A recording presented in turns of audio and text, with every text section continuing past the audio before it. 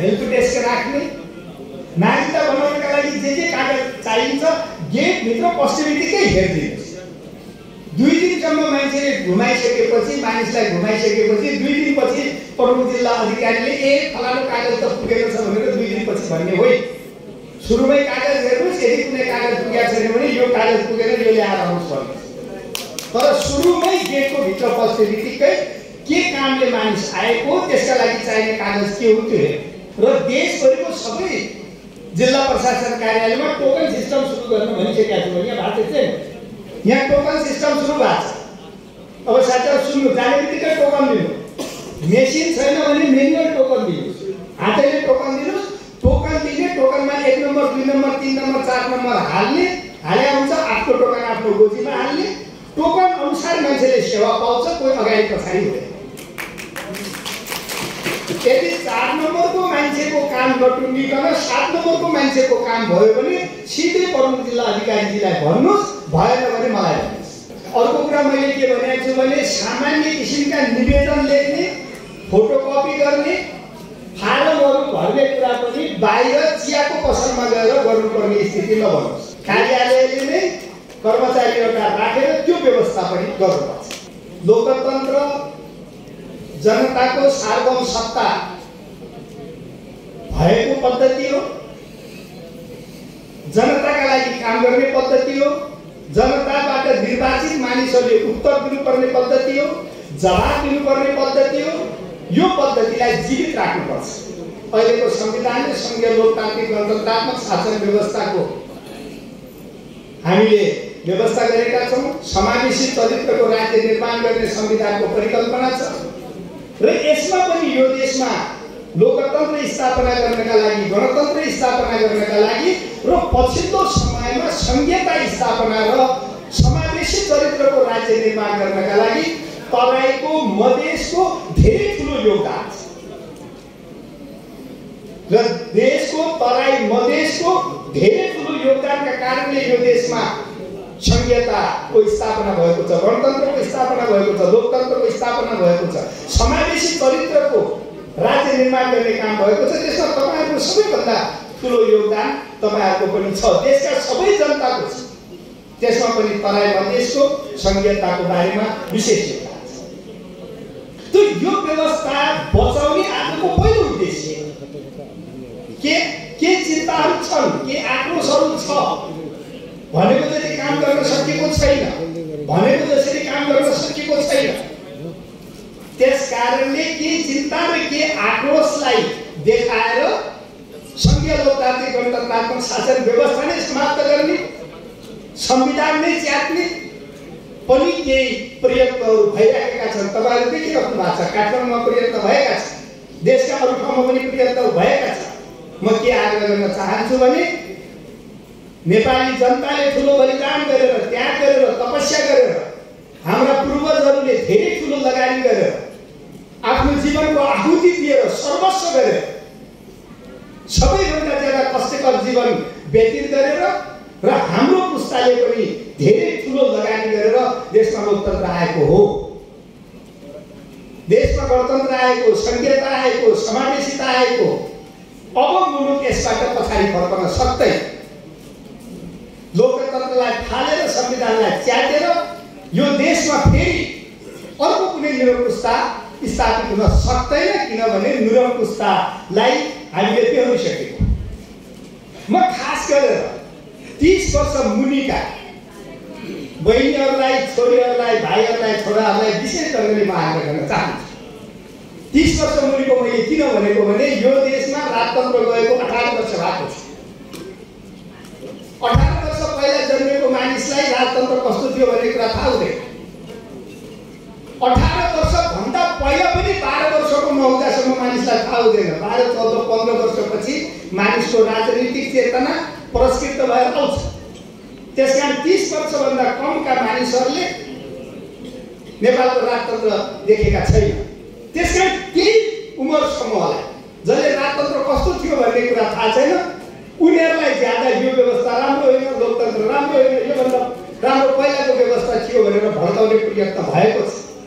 म त्यस्ता भाइहरूलाई, बहिनीहरूलाई दुईटा कुरा मात्रै सोध्न चाहन्छु। आज नेपाली नागरिकले, मिडियाले, सञ्चार माध्यमले, सबै मानिसले सरकारलाई प्रश्न सोध्न सक्छ, प्रधानमन्त्रीलाई प्रश्न सोध्न सक्छ, मलाई प्रश्न सोध्न सक्छ, प्रत्येक मन्त्रीलाई प्रश्न सोध्न सक्छ, प्रदेश सरकार प्रदेशका मन्त्रीहरूलाई प्रश्न सोध्न सक्छ, नगरपालिका गाउँपालिका अध्यक्ष, मेयर, उपमेयर, उपाध्यक्ष, वडा अध्यक्षलाई प्रश्न सोध्न सक्छ। म भाइहरूलाई बहिनीहरूलाई एउटा आग्रह गर्न चाहन्छु, राजतन्त्रमा राजालाई प्रश्न सोध्न पाइन्थ्यो भनेर राजतन्त्र ठिक हो भन्ने मानिसलाई सोधिदिनुहोस्। राजतन्त्र भएको बेलामा प्रश्न सोध्न पाइन्थ्यो? पाइँदैन। एउटा अर्को कुरा, आज हामीले गल्ती गर्यौँ, आज हामीले बेठी काम गर्यौँ भने कोही पनि मानिस कानुनभन्दा बाहिर, संविधानभन्दा माथि छैन। प्रत्येक मानिसका माथि कारबाही हुन सक्छ, प्रत्येक मानिस दण्डित हुन्छ, प्रत्येक मानिसका माथि अनुसन्धान हुन्छ, मुद्दा चल्छ। के राजतन्त्रको व्यवस्थामा राजाले गल्ती गर्यो भने अनुसन्धान गर्ने, मुद्दा चल्ने व्यवस्था थियो, हुन्छ भनेर पनि सोध्नु। 30 वर्ष मुनिका भाइ बहिनी अनि थाहा हुन्छ लोकतन्त्र र गणतन्त्र, गणतन्त्र, लोकतन्त्र र राजतन्त्र र निरङ्कुशतामा के फरक छ भन्ने कुरा थाहा हुन्छ। त्यसकारण म के आग्रह गर्न चाहन्छु भने लोकतन्त्रको कुनै विकल्प हुन सक्दैन, लोकतान्त्रिक व्यवस्थाको कुनै चाहिँ त अर्को विकल्प हुन सक्दैन। यही व्यवस्थालाई राम्रो गरेर लिएर जाने हो। म पनि यो पनि आग्रह गर्न चाहन्छु, किनभने आदरणीय नेताहरूले जनतामा निहित सार्वभौम सत्ताको कुरा उठाउनु भएको छ। स्वतन्त्र मिडिया छ, स्वतन्त्र पत्रकारिता छ, प्रश्न सोध्न पाइन्छ, सरकार बदल्न पाइन्छ, आवधिक निर्वाचन हुन्छ 5-5 वर्षमा, त्यो निर्वाचन मार्फत सरकार पनि बदल्न पाइन्छ, नेता पनि बदल्न पाइन्छ। त्यसकारण लोकतन्त्रलाई बलियो बनाऊ, लोकतन्त्रको घरलाई सफा गरौँ। यसैका मार्फत नागरिकहरूलाई सुविधा दिने, नागरिकहरूलाई सुशासन दिने, नागरिकहरूलाई सेवा प्रवाहमा सहजता दिने पनि काम गरौँ भन्ने आग्रह पनि म साथीहरूलाई गर्न चाहन्छु। धेरै नेताहरूले धेरै कुरा उठाइसक्नु भएको छ। सरकार सुशासनका लागि, नागरिकलाई सेवा प्रदान गर्ने कुरामा र सरकार चाहिँ त देशलाई समृद्धितर्फ लैजाने कुरामा अत्यन्त गम्भीर भएर काम गर्छ। म त्यो प्रतिबद्धता व्यक्त गर्न चाहन्छु। र म के आग्रह गर्न चाहन्छु भने निजी क्षेत्रमा धेरैभन्दा धेरै लगानी भएको, धेरैभन्दा धेरै रोजगार सिर्जना गरेको र मुलुकको आर्थिक विकाससँग प्रत्यक्ष रूपमा जोडिएको क्षेत्र यातायात क्षेत्र। यातायात बस व्यवसायसँग सम्बन्धित होस् या ट्रक व्यवसायसँग सम्बन्धित होस् या ट्र्याक्टर व्यवसायसँग सम्बन्धित होस्, यसको देशको अर्थतन्त्रमा प्रत्यक्ष प्रभाव पर्छ। तपाईहरुको धेरै लगानी तपाईहरुले गर्नुभएको छ, कहिलेकाहीँ त्यो लगानी जोखिममा पर्छ, त्यसको सुरक्षाको चिन्ता छ, रोजगारीको ठुलो रोजगारी तपाईहरुले दिनुभएको छ र मुलुकको अर्थतन्त्रमा महत्त्वपूर्ण भूमिका तपाईहरुको छ। र हाम्रो संविधानले पनि 3 खम्बे अर्थनीति अवलम्बन गरेको छ। सार्वजनिक यानी सरकारी, निजी र सहकारी तीनवटै क्षेत्रको विकासले राष्ट्रिय अर्थतन्त्रलाई समृद्ध गर्ने, विकास गर्ने, राष्ट्रिय अर्थतन्त्र निर्माण गर्ने कुरा संविधानले बोलेको छ। यानी कि सबै कुरा सरकारले गर्न सक्दैन। निजी क्षेत्रले आर्थिक क्रियाकलाप गरेर राष्ट्रिय अर्थतन्त्रमा महत्त्वपूर्ण भूमिका निर्वाह गर्नुपर्छ, गर्छ भन्ने कुरा संविधानले पनि बोलेको छ। र म सरकारका तर्फबाट पनि म आग्रह गर्न चाहन्छु, हामी यो सरकार निजी क्षेत्रसँग मिलेर देशको अर्थतन्त्रलाई मजबुत बनाउन चाहन्छ, समृद्धिको यात्रामा हामी सँगसँगै अगाडि जान चाहन्छौँ। पछिल्लो समयमा सरकारले केही महत्त्वपूर्ण अध्यादेशहरू जारी गरेको छ। त्यसका दुईटा उद्देश्य छन्। एउटा उद्देश्य व्यावसायिक वातावरण सिर्जना गर्ने, व्यवसायका क्षेत्रमा उद्योग धन्दाको क्षेत्रमा होस्, कलकारखानाको क्षेत्रमा होस्, व्यापार वाणिज्यको क्षेत्रमा होस् अथवा यातायातको क्षेत्रमा होस्, जुन निजी क्षेत्रको बढीभन्दा बढी लगानी, बढीभन्दा बढी भूमिका, बढीभन्दा बढी क्रियाकलापहरू छन्, त्यो क्षेत्रको व्यावसायिक वातावरणलाई राम्रो बनाउनु, सुनिश्चित गर्ने, व्यवसाय गर्दाखेरि आउने जटिलताहरूलाई समाप्त गर्ने, व्यवसाय गर्नका लागि सरल स्थिति निर्माण गर्ने उद्देश्यले सरकारले केही महत्त्वपूर्ण कानुनहरू बनाएको छ। त्यसको कार्यान्वयन गरेर अगाडि जान जरुरी छ। त्यसैले नै यातायातको क्षेत्रमा पनि सरकारको तर्फबाट म मेरो तर्फबाट पनि प्रतिबद्धता व्यक्त गर्न चाहन्छु।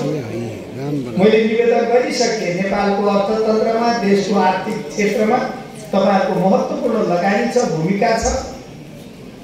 यसलाई सुरक्षित गर्नका लागि नेपाल सरकार प्रतिबद्ध छ। तपाईहरुलाई आइपर्ने समस्याहरू समाधान गर्नका लागि सरकार अगाडि बढ्छ। तपाईहरुसँग मिलेर देशको अर्थतन्त्रलाई मजबुत गर्ने कुरामा सरकार सँगै हिँड्न तयार छ। म यो आग्रह गर्न चाहन्छु। धेरै विषयहरू साथीले उठाइसक्नु भएको छ। वास्तवमा यो यातायातको क्षेत्र मेरो पनि कस्तो संयोग परेको छ भने आदरणीय नेताहरूलाई साथीहरूलाई अनुरोध गर्न चाहन्छु। झन्डै 18 वर्ष पहिला 2063 सालमा म श्रम मन्त्री थिएँ। अहिले जुन श्रम तथा रोजगार मन्त्रालय भन्छ त्यो बेला श्रम मन्त्रालय भन्थ्यो। 63 सालमा म श्रम मन्त्री हुँदाखेरि यातायातको क्षेत्र, यातायात व्यवस्था विभाग त्यसै मन्त्रालय अन्तर्गत थियो। त्यो बेला पनि हामीले कति साथीहरू त्यो बेला हुनुहुन्थ्यो। राष्ट्रिय महासङ्घ यातायात व्यवसायी राष्ट्रिय महासङ्घ जुन अहिले छ त्यो बेला पनि थियो। त्यो बेला पनि ट्रक व्यवसायको क्षेत्रमा, ट्याङ्कर व्यवसायको क्षेत्रमा, अरू क्षेत्रमा पनि साथीहरू क्रियाशील हुनुहुन्थ्यो। हामीले केही कामहरू सँगै नीतिगत कुराहरू गरेका थियौँ। त्यसपछि त्यसको ठिक 10 वर्षपछि 73 सालमा म भौतिक पूर्वाधार मन्त्री भएँ। म भौतिक पूर्वाधार मन्त्री हुँदा त्यो श्रम मन्त्रालयको यातायात व्यवस्था विभाग भौतिक पूर्वाधार मन्त्रालयमा आएर बसिरहेको छ। त्यहाँ मन्त्री हुँदा पनि मेरो यातायातसँग सम्बन्ध सम्पर्क रह्यो। यहाँको प्रमुख जिल्ला अधिकारी हुनुहुन्छ नि बसन्तजी, त्यही बेला बसन्तजी 3 कुनेको यातायात व्यवस्था कार्यालयको प्रमुख, यहाँको विभाग 3 कुनेमा जुन यातायात व्यवस्था कार्यालय आज पनि छ, 73 सालमा यहाँको प्रमुख जिल्ला अधिकारी त्यहाँको कार्यालय प्रमुख हुनुहुन्थ्यो। यातायात व्यवस्था कार्यालय 3 कुने एकान्त। अनि त्यसकारण उहाँलाई पनि यातायातका क्षेत्रमा धेरै कुरा थाहा छ। त्यसकारण यो अघि जुन काटाको कुरा आएको छ नि, तल गर्ने हामी धर्म काटा हुन्छ, त्यसको काम रोकिएको छ रे, त्यो तुरन्त खोल्नु होला। कसरी खोल्नु त्यो प्रमुख जिल्ला अधिकारी जिले आदेशले रोकिया छ भन्ने कुरा भएको छ। उहाँको आदेशले रोकिया हो भने उहाँले खोल्नुहुन्छ। तर अरू जटिलता छ। यदि बलको कुरा, आरक्षको निकुञ्जको कुरा छ भने तत्त मन्त्रालय र विभागसँग पनि सल्लाह गर्नुपर्छ। तपाईको आफ्नै निर्णयले खोल्ने हो भने तपाईँ आफै खोल्नु होला। अरूसँग छलफल अरू मन्त्रालयमा पनि पत्राचार गर्नु छ भने त्यो प्रक्रिया अगाडि बढाउनु होला। मैले कुन सन्दर्भमा भनेको भने उहाँ चाहिँ यातायात बुझेकै मानिस।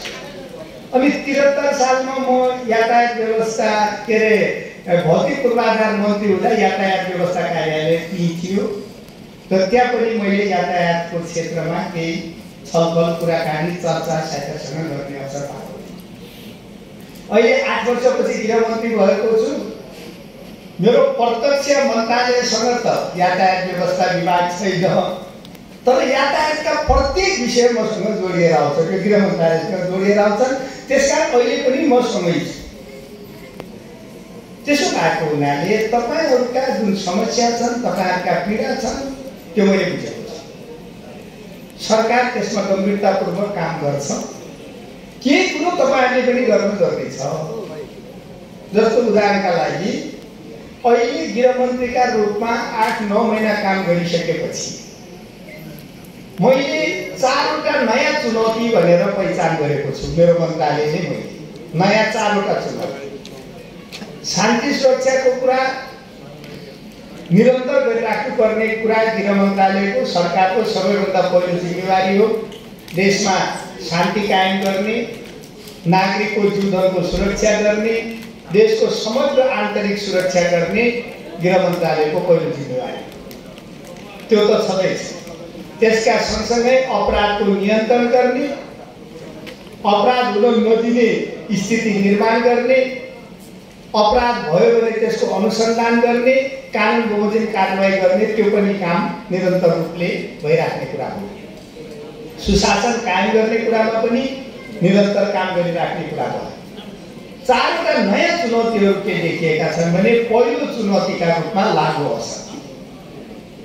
लागु औषधको प्रकोप यति ज्यादा बढेर गएको छ कि नयाँ जेनेरेसन बहिनीहरू, भाइहरू, छोरीहरू, छोराहरू लागु औषधको दुर्व्यसनमा परेर समाज अत्यन्त ज्यादा विकृतितिर गइरहेको स्थिति छ। पहिलो चुनौती। दोस्रो चुनौती आत्महत्या। आजका दिनमा देशभरिमा एक दिनमा 17 जना मानिस आत्महत्या गरेर मर्दैछ। 17 जना एक दिनमा। दोस्रो चुनौती। तेस्रो चुनौती सडक दुर्घटना। एक दिनमा 7 जना मानिस सडक दुर्घटनामा मर्दैछन् एक दिन। र चौथो चुनौती साइबर क्राइम। त यो कस्तो चेन्ज छ भने मानिस लागु औषध सेवन गर्छ, लागु औषध सेवन गरेर सवारी साधन चलाउँछ, दुर्घटना हुन्छ। मानिस लागु औषध सेवन गर्छ, लागु औषध सेवन गरेर डिप्रेसनमा जान्छ, आफै आत्महत्या गर्छ। या लागु औषध सेवन गरेर घरमा तनाव हुन्छ, घरको आएको सदस्यले आत्महत्या गर्छ। मानिसले लागु औषध सेवन गर्छ, सामाजिक सञ्जालमा, सोसियल मिडियामा, डिजिटल प्लेटफर्महरूमा घृणास्पद अभिव्यक्तिहरू, गाली बेइज्जत गर्ने, अर्कालाई होच्याउने त्यस्ता खालका कुराहरू लेखिदिन्छ, त्यसले पनि अपराध बढेको छ। त्यसकारण यो चारैवटा कुरालाई हामीले गम्भीरतापूर्वक लिएर नियन्त्रण गरेर जानुपर्ने आवश्यकता छ। त्यसमध्येको एउटा पाटो तपाईँहरूसँग सम्बन्धित छ, त्यो भनेको सवारी दुर्घटना। सवारी दुर्घटनालाई कम गर्नका लागि यो 9 महिनामा मैले चारवटा यो नयाँ चुनौतीहरू भनेर पहिचान गरेर यो चारवटा चुनौतीलाई कसरी कम गर्ने, कसरी यसको नियन्त्रण गर्ने भनेर काम गर्दा आजभन्दा 4 दिन पहिला मैले मन्त्रालयमा 77 जिल्लाका प्रमुख जिल्ला अधिकारीहरूसँग जुमबाट अन्तर्क्रिया गरेर प्रत्येक जिल्लाको डाटाहरू, तथ्याङ्कहरू हेर्दा लागु औषध के घटेको देखिन्छ, आत्महत्या के घटेको देखिन्छ, तर सवारी दुर्घटना अझ पनि घटेको छैन। त्यसकारण म तपाईँहरूलाई यहाँबाट आग्रह पनि गर्न चाहन्छु, आह्वान पनि गर्न चाहन्छु, अनुरोध अपिल के गर्न चाहन्छु भने जबसम्म तपाईँहरू पनि गम्भीर भइदिनुहुन्न सवारी दुर्घटना घट्दैन, सरकारले गरेर मात्रै घट्दैन। त्यसकारण तपाईँहरूले ड्राइभर राख्दा पनि राम्रोसँग हेरेर राख्नुपर्छ। लागु औषध सेवन गरेर, मादक पदार्थ सेवन गरेर सवारी साधन चलाउने मानिस हुनु भएन। लामो दूरीको सवारी साधन चलाउँदाखेरि एउटा मात्रै होइन, 2टा ड्राइभर राख्नु पर्छ। ड्राइभर पनि मानिस हो। 12 घण्टासम्म लगातार गाडी चला भनेर तपाईँहरूले भन्नुभयो भने सक्दैन। जस्तो अघि नै एकजना साथी भन्दै हुनुहुन्थ्यो, ठाउँ ठाउँमा बुढाथोकीजीले भन्नुभयो के अरे ठाउँ ठाउँमा चेकिङ गरेका कारणले दुर्घटना बढिराखेको छ भन्नुभयो। म त्यसको पनि चर्चा गरौँ। तर बढी एकै ड्राइभरले 12 घण्टा गाडी चलाएका कारणले पनि दुर्घटना हुन्छ। त्यो कुरा तपाईँहरूले हेरिदिनुपर्छ। त्यसकारण यातायात क्षेत्रलाई व्यवस्थित गर्नका लागि तपाईँहरूले पनि केही काम गर्न जरुरी छ। यातायात क्षेत्रलाई व्यवस्थित गर्नका लागि सरकारले पनि केही गर्न जरुरी छ। दुईटैले मिलेर अगाडि बढ्न जरुरी छ। म यही आग्रह गर्न चाहन्छु।